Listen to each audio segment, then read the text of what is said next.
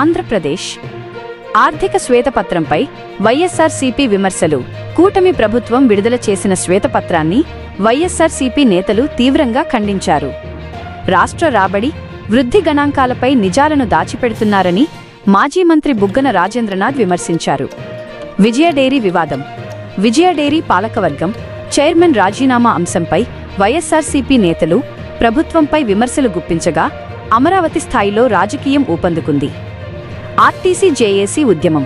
RTC ప్రైవేటీకరణ ఆలోచనకు వ్యతిరేకంగా ఆర్టీసీ జేఏసీ చేపడుతున్న ఉద్యమానికి AP JAC, Amaravati, CITU, AITUC తదితర కార్మిక సంఘాలు పూర్తి మద్దతు ప్రకటించాయి. టెలికాం రంగానికి ప్రోత్సాహకాలు. గ్రామీణ ప్రాంతాల్లో 100% మొబైల్ కనెక్టివిటీ సాధించేందుకు టవర్ల ఏర్పాటుకు ఉచిత భూమి, విద్యుత్ సబ్సిడీలను అందించాలని ప్రభుత్వం ఉత్తర్వులు జారీ చేసింది. మహిళా రిజర్వేషన్లు, నియోజకవర్గాల పునర్విభజన. 2029 సార్వత్రిక ఎన్నికల్లో మహిళా రిజర్వేషన్లు అమల్లోకి రావాలంటే త్వరలోనే డీలిమిటేషన్ ప్రక్రియ ప్రారంభించాల్సిన అవసరం ఉందని కేంద్ర పార్లమెంటరీ వ్యవహారాల శాఖ మంత్రి కిరణ్ రిజిజు పేర్కొన్నారు. బీజేపీ, శిరోమణి అకాలీదళ్ పొత్తు ఊహాగానాలు.